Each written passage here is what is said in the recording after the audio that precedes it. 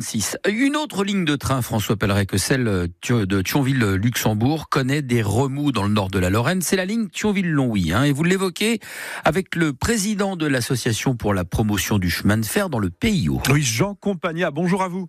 Bonjour. Alors vous êtes, c'est vrai, beaucoup moins nombreux que les frontaliers qui voyagent jusqu'à Bettembourg, jusqu'à Luxembourgville. Vous êtes une centaine chaque jour à faire le trajet Thionville-Longwy ou dans l'autre sens. Mais le Conseil régional s'occupe aussi de vos conditions de transport et vous avez reçu une bonne nouvelle hier. Vous allez passer de 3 à 5 allers-retours par jour. Est-ce que le combat est gagné ?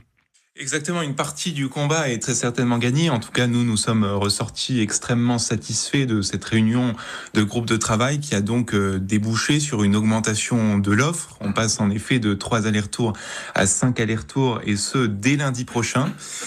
Jusque fin septembre, néanmoins, 4 des 5 allers-retours seront assurés en car en raison de travaux que nous ne pouvions pas décaler. Les travaux, c'est quelque chose de décidé 3 ans en amont, donc nous ne pouvons rien faire pour cela. Néanmoins, l'augmentation de l'offre est un excellent signal envoyé pour les usagers de cette ligne. Et puis, il y a aussi la compensation financière qui a été annoncée sur les abonnements. Durant 3 mois, les usagers pourront bénéficier de moins de 50% sur leur abonnement. Oui, alors vous dites des trajets en car qui va doubler votre temps de parcours. Le car, c'est pas comme le train, mais c'est un mal pour un bien. Plus tard, c'est de l'investissement à long terme, là. Exactement, et c'est pour ça que nous ressortons satisfaits de ce groupe de travail.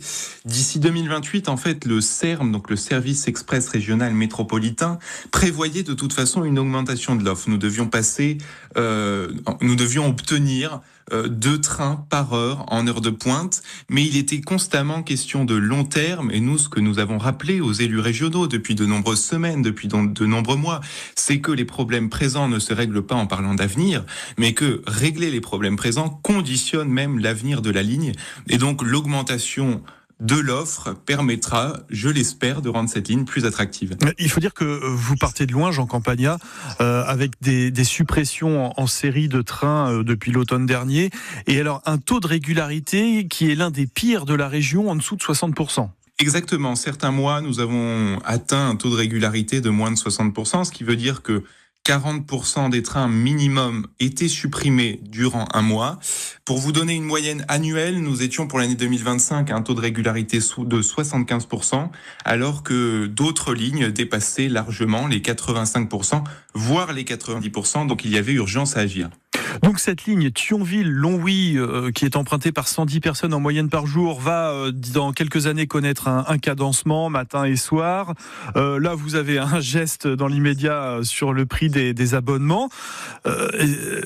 D'autres abonnés, d'autres frontaliers pourraient vous jalouser, ceux qui prennent le Thionville-Luxembourg.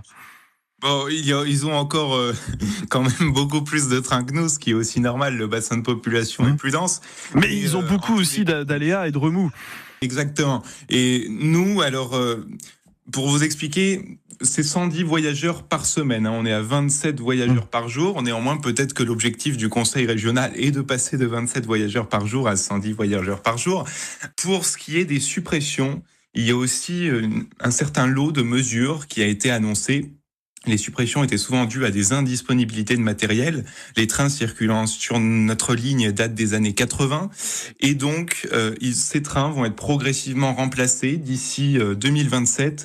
Et l'ouverture du centre de maintenance de Montigny-les-Metz à l'été 2026 devrait également résoudre ces problèmes de suppression inopinée. Et c'est ce que nous avons aussi rappelé hier, lors de cette réunion du groupe de travail, c'est que même si l'offre augmente, il faut s'assurer que l'intégralité des allers-retours soit assurée. Sinon, il ne sert à rien d'augmenter l'offre. Jean Campagna, vous qui présidez l'association pour la promotion du chemin de fer dans le PIO, vous êtes l'invité d'ici matin. En quoi cette ligne Thionville-Longwy est-elle stratégique, importante ? Elle est empruntée quotidiennement par de nombreux étudiants de l'IUT de Thionville, mais également de l'IUT de Longwy, par de nombreux frontaliers. Si vous faites un trajet en train Audun-le-Roman, Luxembourg, si tout va bien, vous en avez pour 55 minutes. Vous mettez souvent plus de temps en voiture. Pareil, Audun-le-Roman-Thionville, on est à 20 minutes de trajet.